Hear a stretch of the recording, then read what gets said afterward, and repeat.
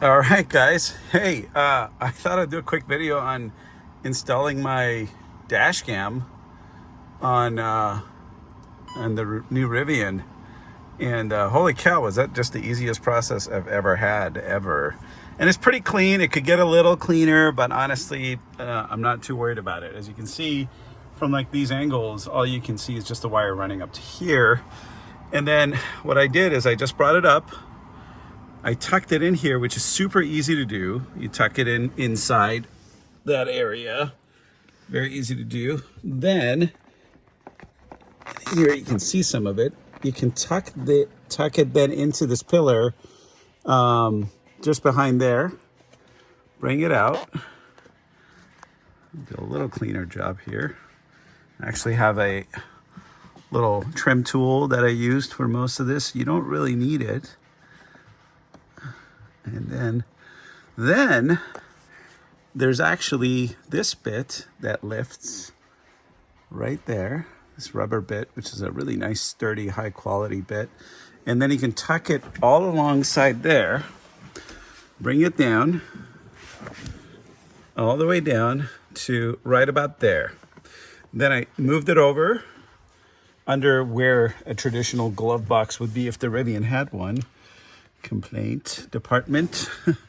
And then from here I could go further back and tuck it in really nice, but for now I've just kind of put it behind the floor mat because it doesn't bother me. And then down below, and for the main surprise of the day, I did not know there was a 12-volt charger down here, which is super nice to have.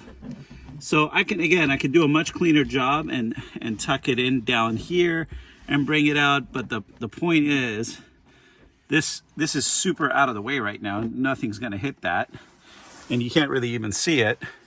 And I have my dash cam installed.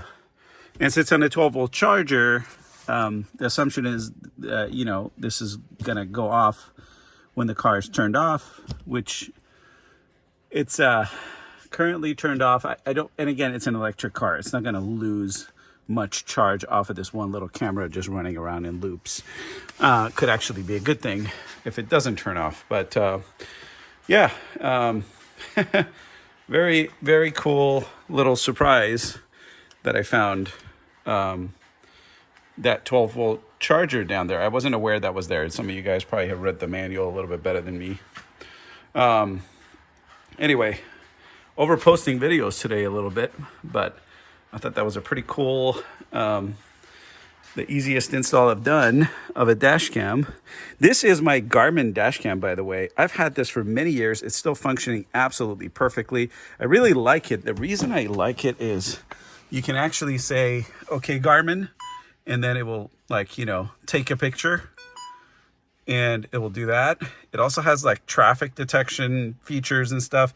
Nothing like one of the features it has that I really like is if you're at a red light and the car in front of you starts moving, it will tell you, that's a feature, it will tell you, hey, traffic has started moving. So if you've been looking down or whatever, you're not paying attention, that'll give you a little break. The other thing I really like is, it has a screen, which is super nice to have for your settings and whatnot.